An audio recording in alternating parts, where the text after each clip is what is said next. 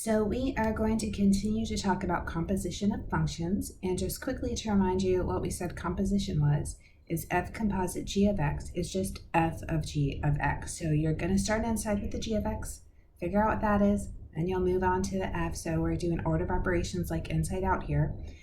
I'll talk more about the domain, but basically it's going to be like what works for g first. So we're going to start with what's in the domain of g, and then whatever we get there, we have to make sure it works for the domain of f. So it will be a little tricky, but I know you can do it. So let's start easy. I have f of x is 4x plus 2, and I have g of x is 3x. So I said, let's start with the composition f composite g. So that says f of g of x. So first start with g. G is 3x. And then f says 4x plus 2. So it says whatever you give me, I'm going to multiply by 4 and I'm going to add 2. So what I'm giving you is 3x. So we're going to do 4 times 3x plus 2. So whatever you put in, multiply by 4. So I'm putting in 3x, I multiply by 4. 4 times 3 is 12x. I still have the plus 2. So this is my answer. This is f composite g. So f composite g, you want me to write it, is 12x plus 2. Let's talk about domain. So domain, remember I start with g of x. Well, g of x is just 3x. I can take any number I want and multiply it by 3. So I'm starting with the domain of the reals, negative infinity to infinity. Whatever I get from that, I'm plugging into 4x plus 2, which again is not a problem. I can multiply any number by 4 and then add 2. So my answer is negative infinity to infinity. The things we're usually watching for domain is, do I have a radical? Do I have a rational? I don't have either one of those, so it's kind of nice. It's just the reals. If I flip it around and do it the opposite way, which says g composite f, so it says I'm starting inside with f first, this time I have g of 4x plus 2. Okay, so I look at what does g say? G says whatever you give to me, I'm going to multiply it by 3. So I'm giving you 4x plus 2, which means I'm going to multiply 4x plus 2 times 3. Okay. I need to distribute, so 3 times 4 is 12x. 3 times 2 is 6. Again, this is my stopping place. This is g composition f. Right. Just like the last one, when we did fg, gf is the same. That 4x plus 2 has a domain negative infinity to infinity. I can multiply anything by 4 and add 2. Same thing, I can multiply everything by 3. So negative infinity to infinity says this composition has a domain of negative infinity to infinity. All right, so let's make it a little bigger. I have f of x is the square root of x. I have g of x is x plus 4. Again, I'm going to do both compositions, f composition g, then I'll do gf, and we'll look at the domain. So first, let's look at f composite g. So I have f of g of x. This is f of x plus 4.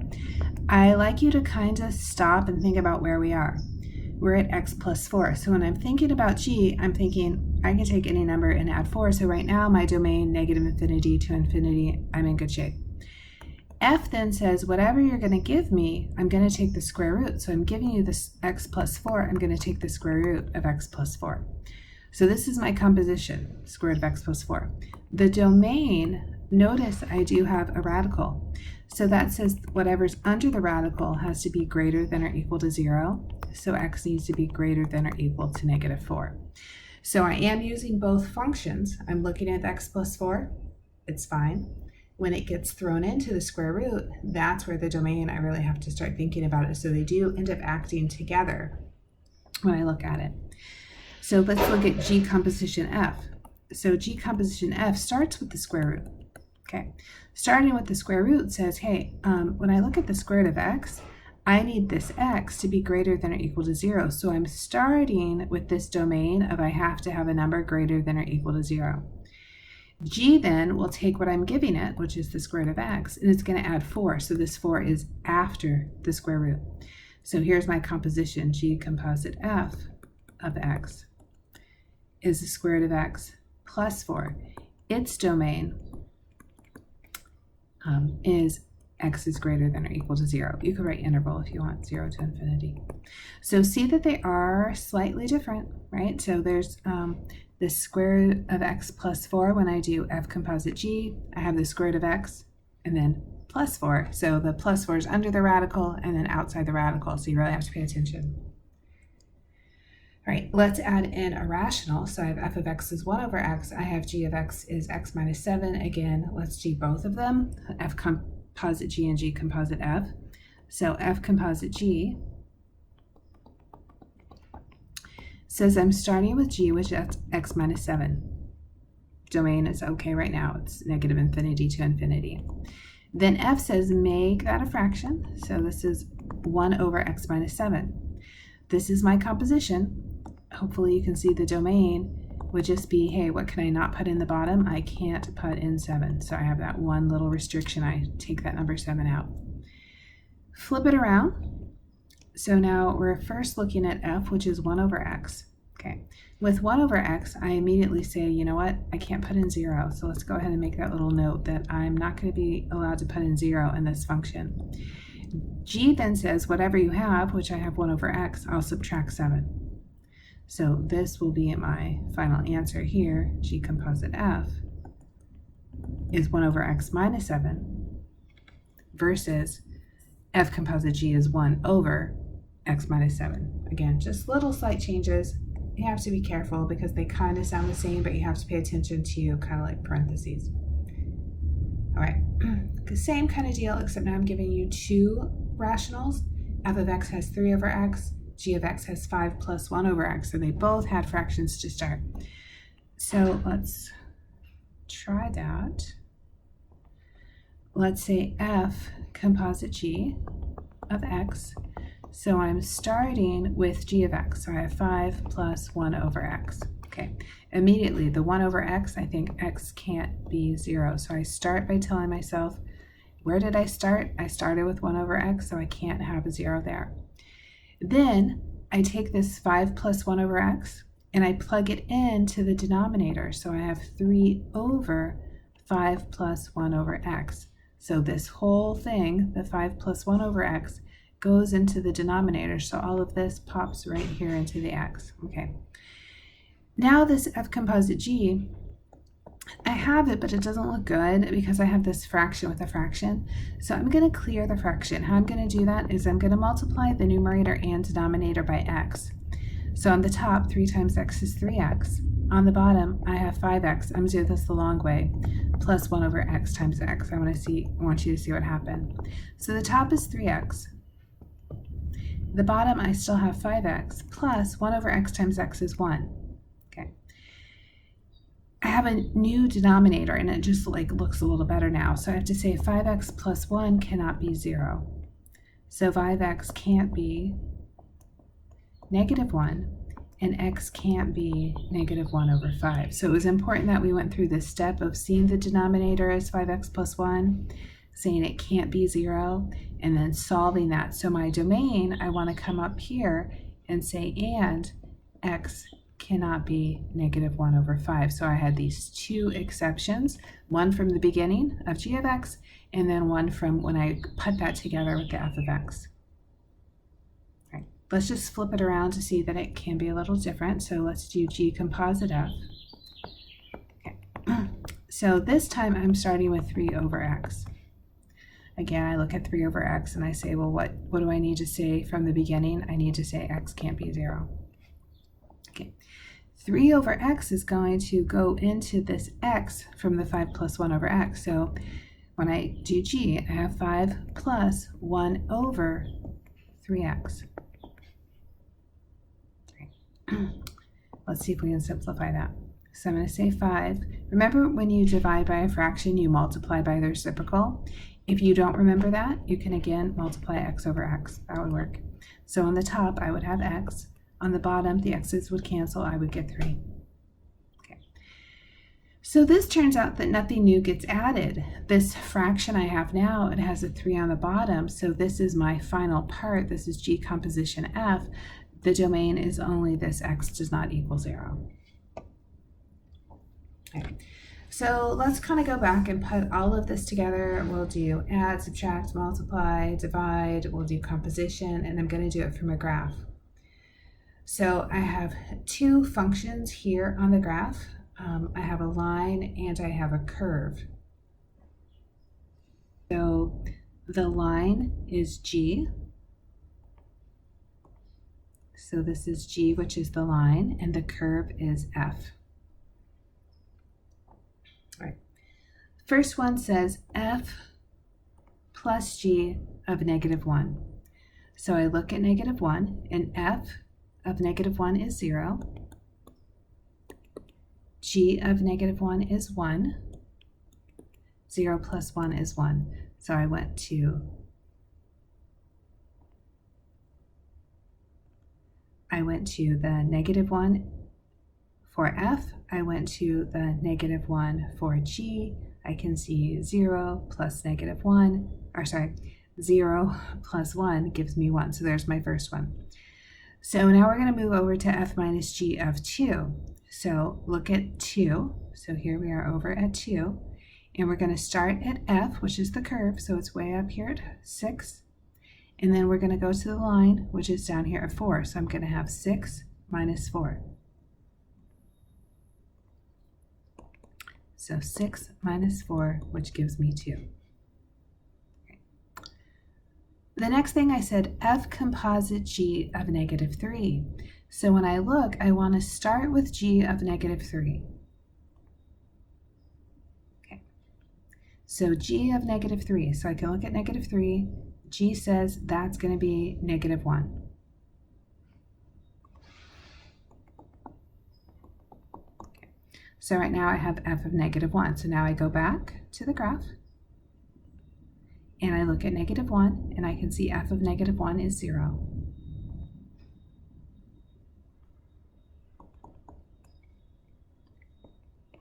Next one says G composite G of -1. So we're going to start with this G of -1. So G of -1, I look at -1 and I look at the line and I can see it's at 1. Let me point to it for you. So right here, there's G of -1 and the output is 1.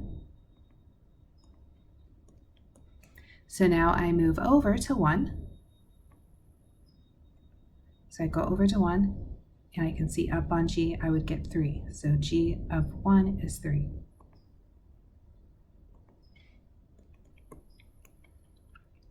Okay. G composite F of 0. So I'm starting with F of 0. So look at your graphs. Remember, F is the curve, so I'm looking at this curve and I can see at 0 I get 0. So this is G of 0. Again, I can point to it. So here's my curve. At 0 I get 0. Then I look at G. G of 0 is 2.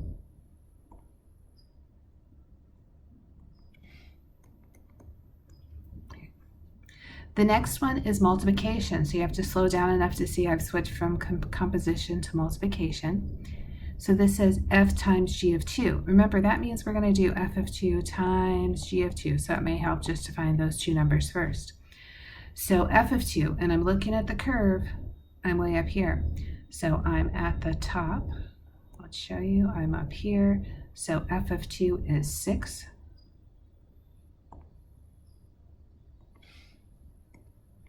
And then G of 2. So G of 2 is 4.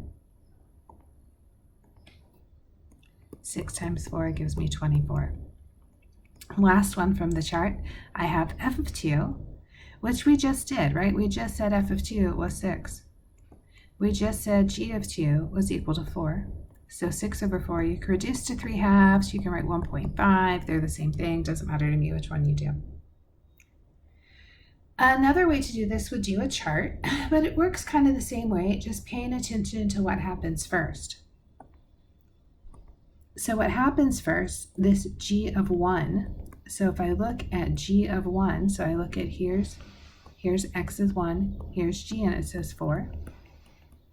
Then I have to go to F of 4, so I go down to 4 and it says F is 3. So you just pay attention to the order, right? So I start with G, X was 1, so 1 says 4.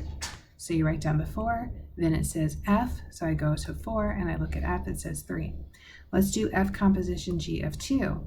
So I go to the X being equal to 2. Hop over to G, it says 5. So here's F of 5. Now go to 5, look at F, it says 8. So it's just that input of where are you supposed to be. You read that number and it tells you where to go. Let's try in the opposite direction with some different numbers. So here I have g of f of 1. So I go to 1, I look at f, it says 5. Go down to 5, but now skip over to g says 2. Okay, one more. G of f of 4. So I look at 4, f says 3. So I move to 3, and it says g, it says -3. All right, let's look at some applications to this. So math in the real world. An item originally priced at $300 is on sale for 30% off with an additional 20% discount. What is the sale price? What is the percent of the discount? All right, so there's this order that needs to happen here. So we're starting with this being $300 and it's 30% off. Well, we've talked about before, 30% off means you really pay 70%.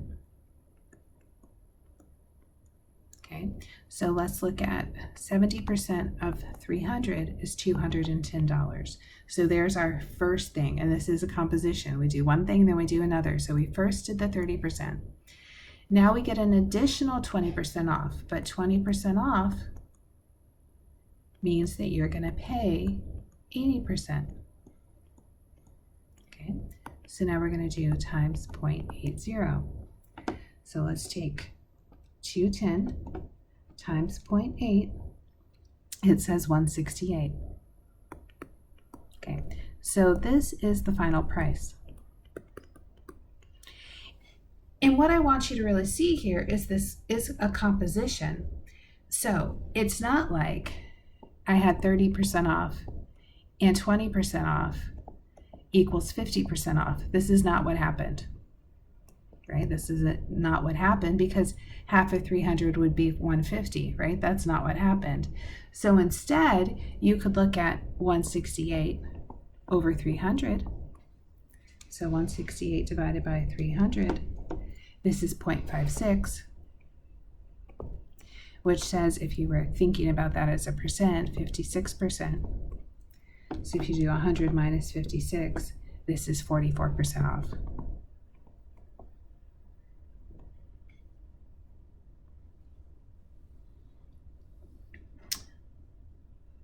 You could do that another way. Like I always try to think all the way through for what else could we do?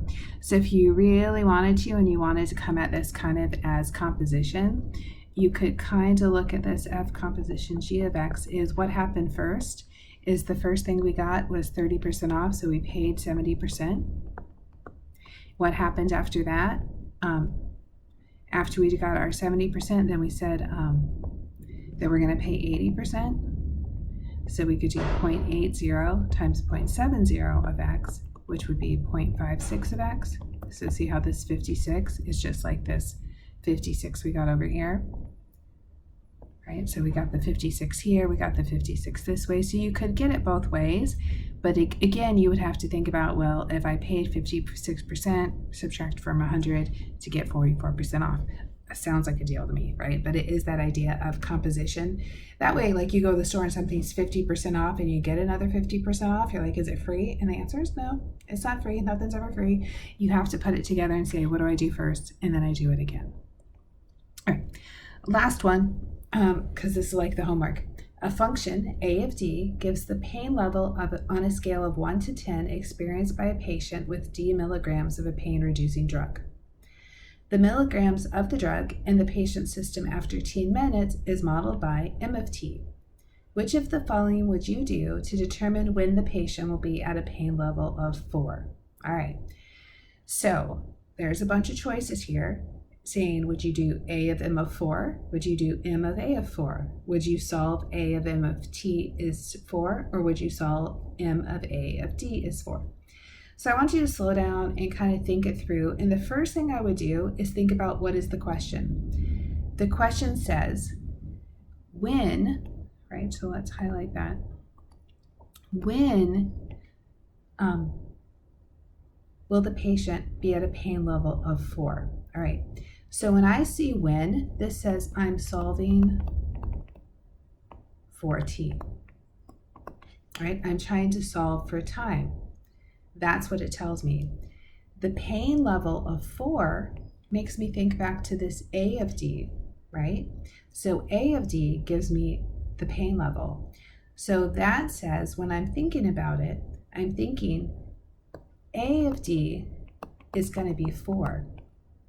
But D was about the number of milligrams the patient had of the pain-reducing drug. When I'm looking at when, then I have to go back to that M of T because T was about time. So that makes me think instead of D, let's put in the M of T. That way we have the time that they had the concentration, and that's when it equals 4. So I think if you just use the words, you can break down the pieces to say, what are you supposed to be doing? And then you can say it's C, I'm trying to solve for time, and I'm trying to find the time when the pain level is 4, right? Hope that helps.